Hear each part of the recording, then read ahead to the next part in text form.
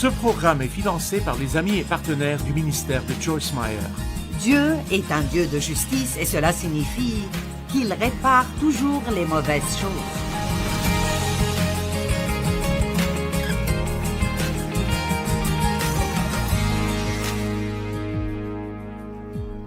Quelques citations sur l'amertume, le ressentiment, des trucs comme ça.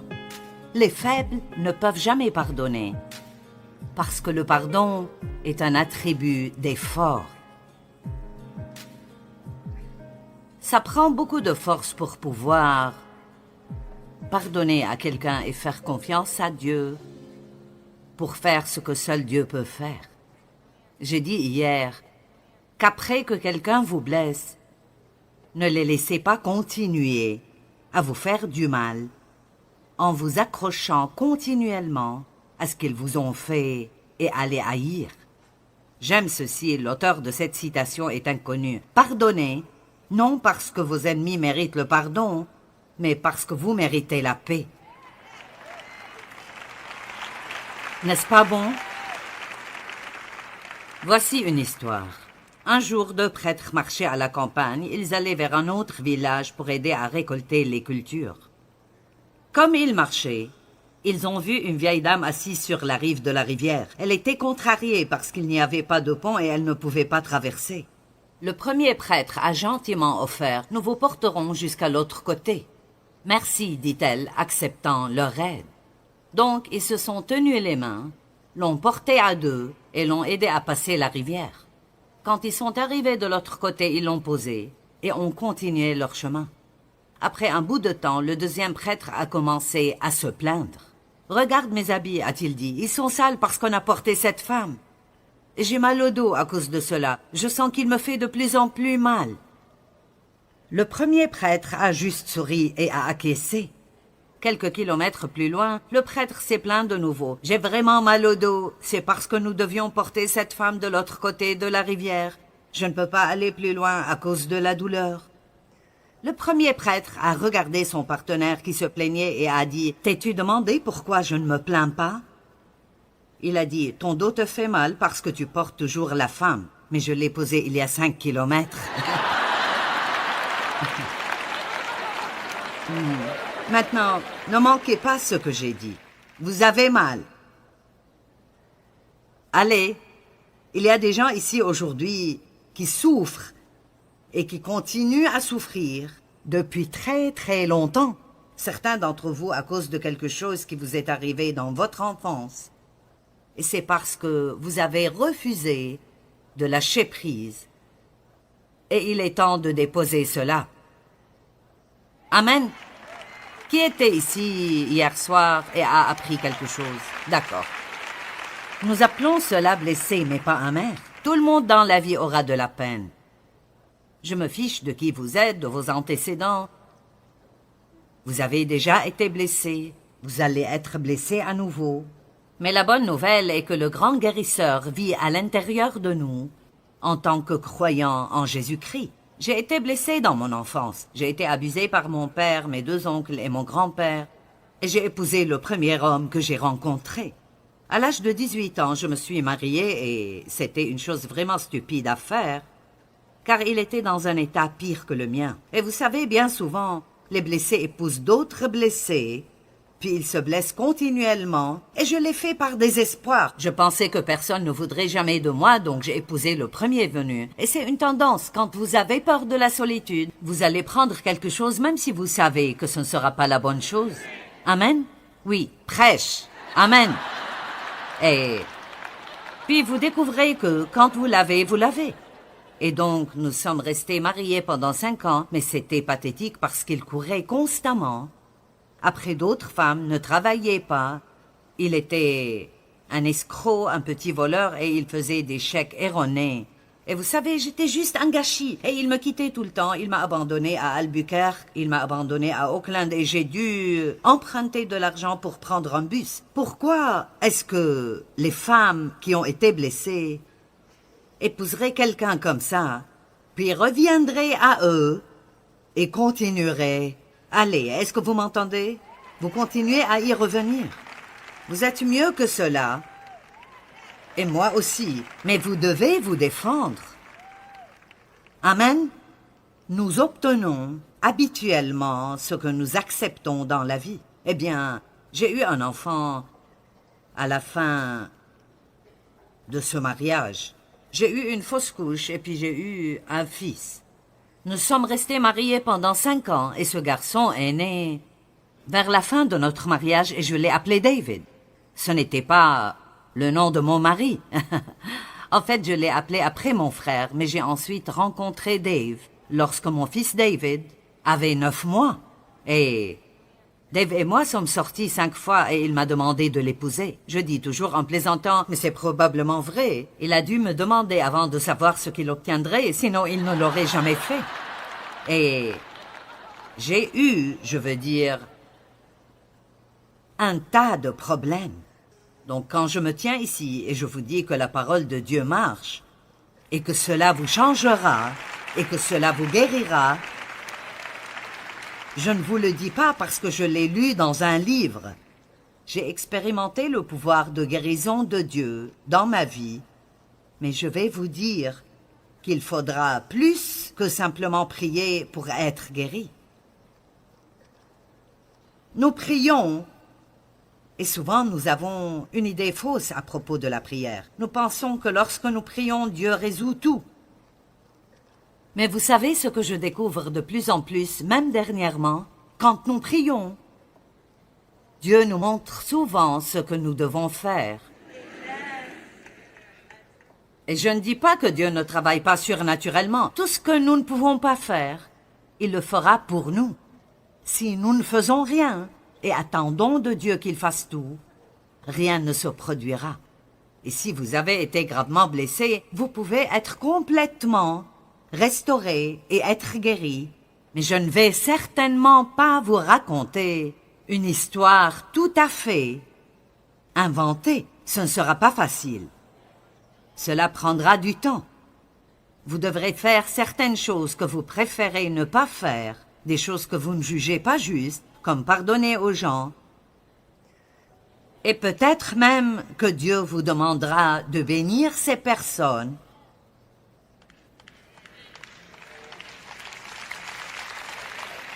Et voici l'essentiel.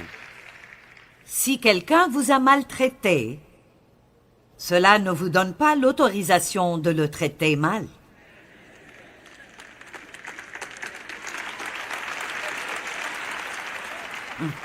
Je ne sais pas ce qui nous fait penser ça.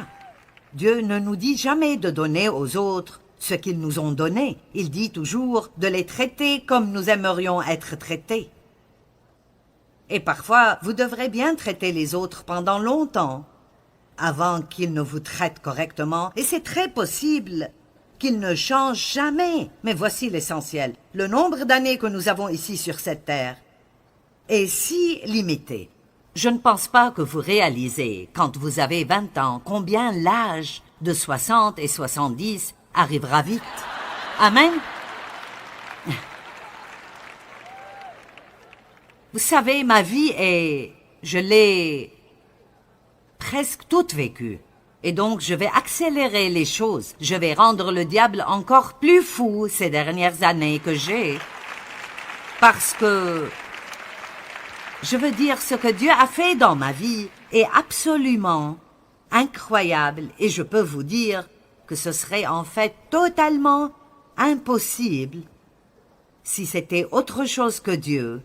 Ce n'est pas possible que ce que Dieu a fait dans ma vie soit arrivé, mais il peut, il le fait et veut faire exactement la même chose dans chacune de vos vies. Mais la première chose que vous devez abandonner est toute amertume, tout ressentiment, toute haine, toute offense.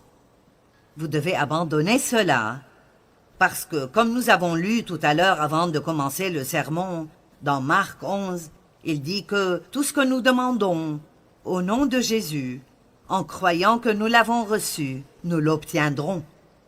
Cependant, quand vous priez, si vous avez quelque chose contre quelqu'un, vous devez l'abandonner, le laisser, le lâcher, ou votre Père céleste ne vous pardonnera pas. Est-ce que vous pouvez entendre cela assez pour vraiment y croire aujourd'hui?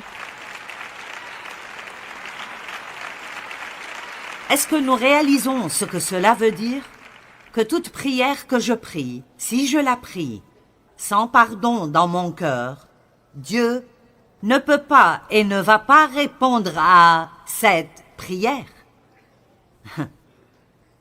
Parfois nous prions pour que Dieu change quelqu'un et nous le haïssons alors que nous prions pour lui. Vous savez, vous ne pouvez pas aimer ce que vous voulez que quelqu'un soit. Vous devez les aimer là où ils sont. Vous m'entendez? Nous ne pouvons pas aimer ce que nous voulons que quelqu'un soit. Nous devons l'aimer là où il est et cela l'aidera à se rendre là où il doit être. Et je ne suggère pas que vous laissiez les gens vous maltraiter ou prendre avantage de vous. Ce n'est pas du tout ce dont je parle. Mais je dis que vous ne pouvez pas porter ces trucs dans votre cœur. Pensez à ce que Jésus a dit sur la croix. « Père, pardonne-leur car ils ne savent pas ce qu'ils font. » Étienne, quand il a été lapidé, a dit « pardonne-leur ». Même Paul, quand tout le monde l'a abandonné, a dit « Seigneur, pardonne-leur ». Je pense que souvent, quand les gens nous font du mal, ils ne savent vraiment pas ce qu'ils font. Ils agissent d'après leur propre douleur. Souvent, les gens nous font du mal et ne réalisent pas qu'ils le font. Et je ne dis pas que mon père ne savait pas que ce qu'il me faisait quand il me maltraitait sexuellement était mauvais. Il devait savoir que c'était mauvais ou il ne serait pas allé aussi loin pour le cacher. Mais je ne crois vraiment pas qu'il comprenait ce que cela me faisait. Il ne savait pas, et quand il avait 80 ans, il m'a dit « Je ne savais pas à quel point je te faisais du mal. » Eh bien, il a grandi dans une maison d'inceste, et il agissait donc d'après des comportements appris. Et les gens blessés blessent les gens. Lorsque vous apprenez cela, ça vous rendra capable de surmonter ce que les gens vous font. Il y a tellement de stress dans le monde, et les gens d'aujourd'hui sont sur le point d'exploser. Ils finissent par blesser les autres, et nous les laissons continuer à nous faire du mal en restant amers et misérables. La vie blesse les gens. Alors je vous demande, êtes-vous amer parce que vous êtes passé par beaucoup trop d'événements amers? Combien d'entre vous ont vécu une période difficile dans la vie? Bien. Moi aussi. Je veux dire, j'ai eu un cancer du sein, j'ai eu des migraines, j'ai été abusée dans mon enfance, etc., etc. Mais Dieu a plus que compensé. Allez, Dieu a plus que compensé. Mon Dieu!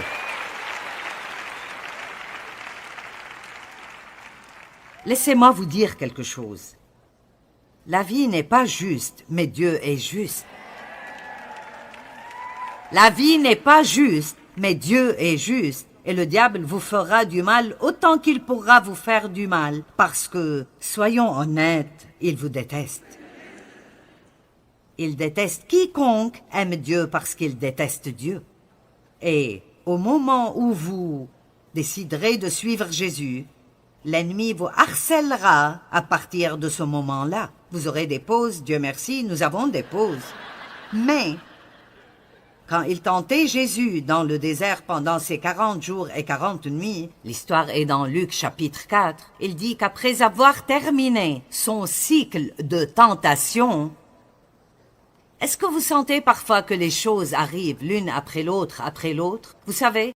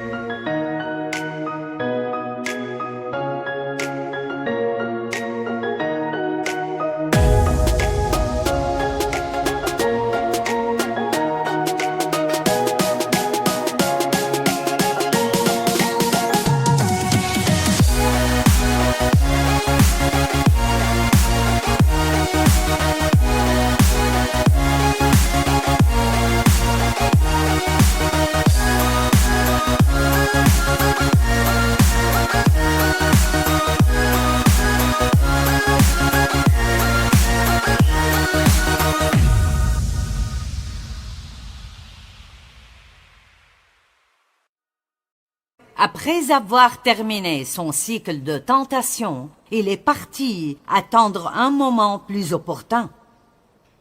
Je pense que c'est tellement intéressant. Nous devons être plus intelligents. Nous devons regarder et prier. Cela signifie d'apprendre suffisamment sur comment l'ennemi opère pour l'attraper immédiatement. Une grande partie de notre combat est dans notre esprit. La vie n'est pas si mauvaise si nous apprenons à la regarder comme il faut. Combien de personnes regardent tout le temps à ce qu'elles n'ont pas et ne se donnent jamais la peine de regarder ce qu'elles ont? Quand j'ai dit qu'il y a eu une vie difficile, la moitié des mains ont été levées. Et je suis sûre que vous avez eu une vie très difficile. Mais je peux vous dire que vous pouvez vous aider, aujourd'hui et maintenant, en faisant ce que j'ai dû apprendre à faire. Je ne dois pas regarder ce que je n'ai pas, ce que je n'ai pas eu, ce que j'ai perdu et ce que j'ai manqué, mais regarder ce que j'ai et ce que Dieu a fait pour moi.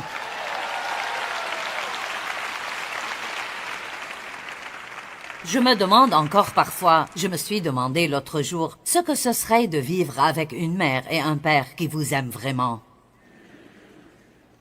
Vous demandez-vous ce que ce serait d'avoir un père à qui demander conseil ou une mère qui vous défend vraiment?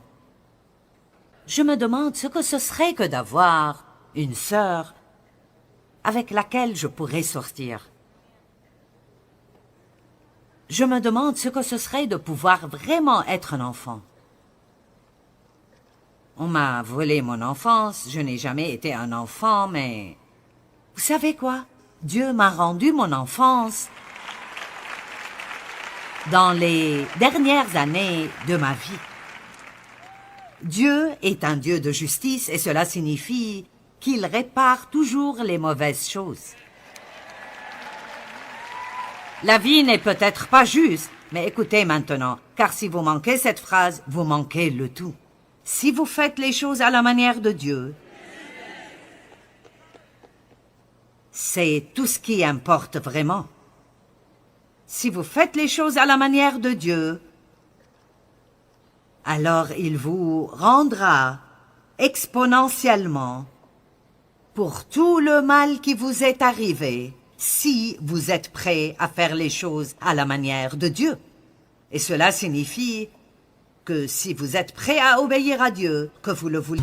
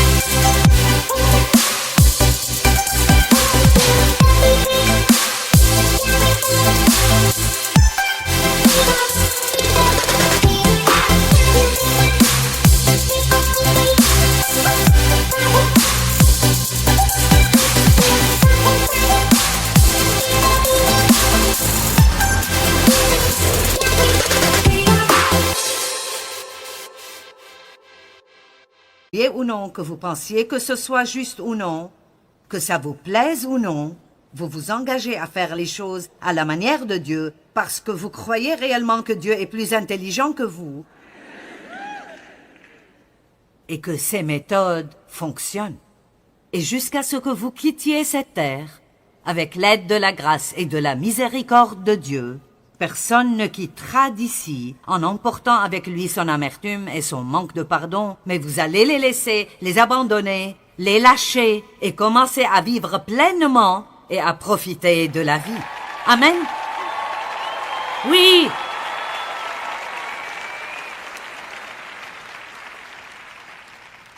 Psaume 37.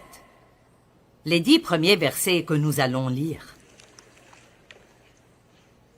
Ne t'irrite pas contre les méchants. N'envie pas ceux qui font le mal. Car ils sont fauchés aussi vite que l'herbe, et ils se flétrissent comme le gazon vert. Confie-toi en l'Éternel, fais-lui confiance et pratique le bien. Waouh, je ne sais même pas si vous savez à quel point le verset 3 est important. Je me suis accroché à cela il y a 5 ou 6 ans. Et le livre que j'ai écrit sur la confiance inébranlable parle de faire confiance à Dieu et faire le bien. Lorsque nous avons des problèmes, nous entendons toujours « faites confiance à Dieu ». Mais ce n'est pas tout ce que la Bible dit. Faites confiance à Dieu, et alors que vous lui faites confiance, rendez le diable aussi en colère que possible, en étant aussi bon que possible envers le plus grand nombre de personnes possible. Parce que c'est exactement le contraire de ce qu'une personne normale ferait. Les gens normaux, quand ils ont mal, deviennent grincheux et irritables. Ils ne veulent être autour de personne et s'en prennent à tout le monde. Mais la Bible dit que plus vous souffrez, plus vous devez faire le bien pour d'autres personnes. Qui veut faire cela?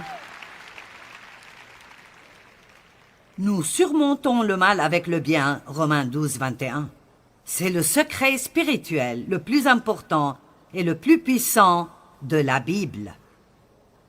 Si de mauvaises choses vous ont été faites, vous ne pourrez jamais les vaincre ou les surmonter en rendant à quelqu'un d'autre ce que vous avez reçu. J'ai passé des années à prendre... J'essayais de faire payer mon mari pour ce que mon père m'a fait. Lorsque vous êtes en colère contre quelqu'un et vous ne pouvez pas vous venger,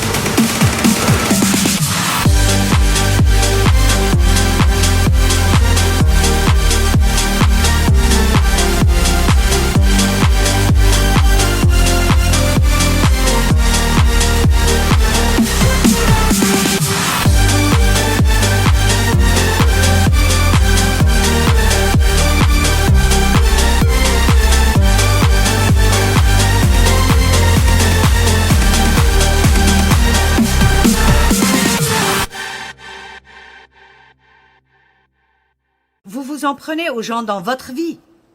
Combien savent qu'ils font ça? Ce n'était pas sa faute. Je l'ai traité comme si c'était sa faute, parce que je voulais que quelqu'un paye. Je voulais que quelqu'un paye. Mais j'ai découvert dans Matthieu 18 que quand il était demandé à l'homme de pardonner à quelqu'un une petite dette, il ne pouvait pas payer. Le gars ne pouvait pas le rembourser. Seul Dieu peut vous rembourser pour ce qui vous a été fait. Les gens ne peuvent pas vous rembourser. Seul Dieu peut vous rembourser. Et il ne vous donnera pas simplement ce qui a été pris, mais le double de ce qui a été pris.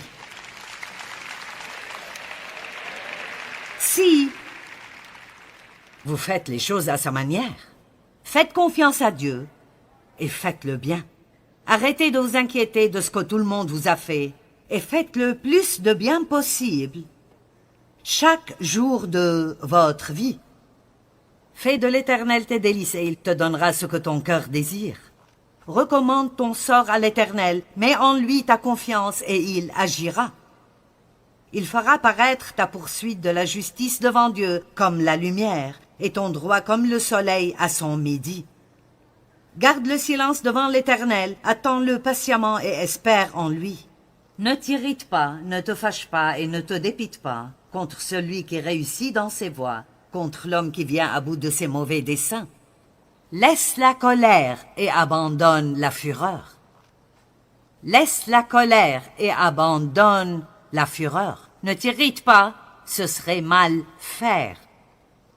Car les méchants seront retranchés, et ceux qui espèrent en l'Éternel posséderont le pays. Encore un peu de temps, et le méchant n'est plus. Tu regardes le lieu où il était, et il a disparu. Dieu s'occupera de vos ennemis, si vous l'attendez. Dans Ésaïe 61:7, il est écrit « Au lieu de votre opprobre, vous aurez une portion double. Au lieu de l'ignominie, ils seront joyeux et jouiront de leur part. » Écoutez ceci maintenant. C'est pourquoi dans leur pays, et non pas quand vous irez au ciel. Donc alors que vous êtes encore là, dans cette vie, vous vivez votre vie, vous posséderez le double de ce que vous avez perdu. Et votre joie sera éternelle. Donnez donc grâce à Dieu.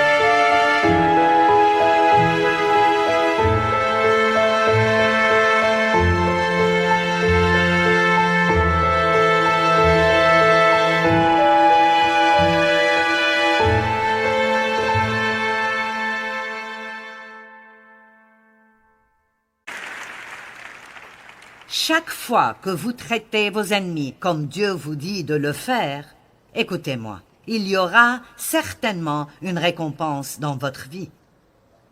Vous avez vécu ça? Vous avez pardonné à quelqu'un qui vous a fait du mal et vous pouvez voir comment Dieu a béni votre vie à cause de cela. Quelqu'un a vu quelqu'un venir au Seigneur parce que vous avez accepté de lui pardonner. Vous voyez?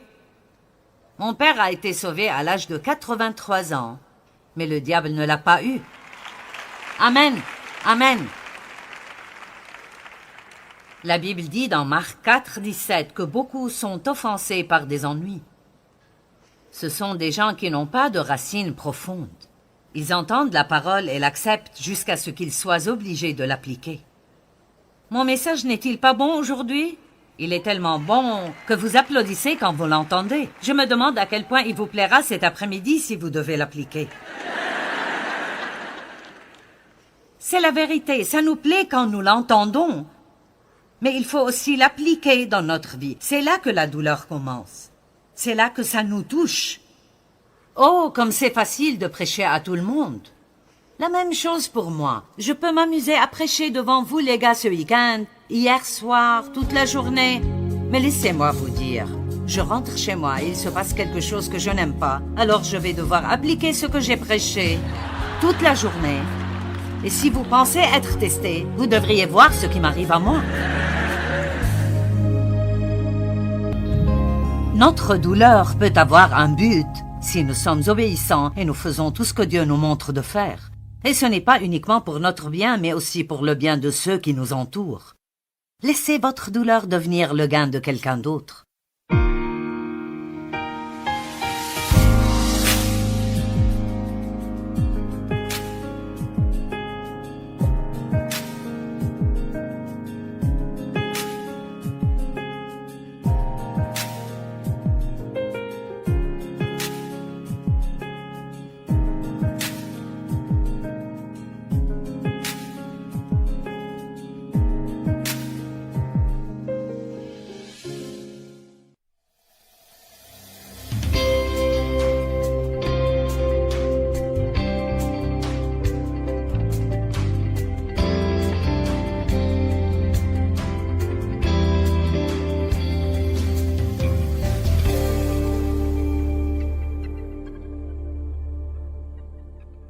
Step 1, wake up early, gonna rise with the sun.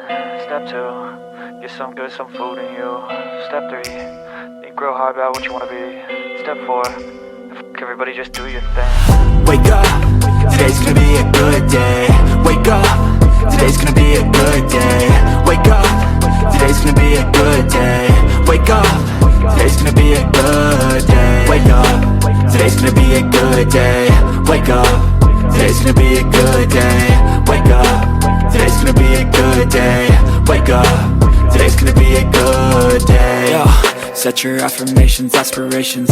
I got shit to do, the aftermath of preparation. Good food, good mood, blood in circulation. One step at a time, yeah, that's how you make it. Set a goal you control and the steps you take them. I try to pick one thought, have some concentration. And if I make a mistake, it's called education. I try to do this every day, call it replication. Wake up, today's gonna be a good day. Wake up, today's gonna be a good day. Wake up, today's gonna be a good day. Wake up, today's gonna be a good day. Wake up, today's gonna be a good day. Wake up, today's gonna be a good day. Wake up, today's gonna be a good day. Wake up, today's gonna be a good day. So life ain't easy, yo, I think there's a reason though. Ups and downs, just like every different season, yo. Sometimes I'm high, other times I'm barely breathing, though. You always gotta fight and hide from the demons, yo. Negative thoughts are poison, they rot, Head full of flies, so here come the clouds, They'll never stop unless I can swap all the bad for the good in my head when I'm lost, Yeah, so I'ma fake it till I make it. Positive thoughts are overtaken, I got patience. One day at a time is how you operate a cadence. A flow, you grow, you show yourself a foundation. Stay away from all the shit that causes temptation. I know that I like to do it cause it's sensation. I live my life in my head like a narration. Don't expect greatness, do my best, man, I'll take it. Wake up, today's gonna be a good day. Wake up, today's gonna be a good day. Wake up, today's gonna be a good day. Wake up, today's gonna be a good day. Wake up, today's gonna be a good day. Wake up, today's gonna be a good day. Wake up, today's gonna be a good day. Wake up, today's good day.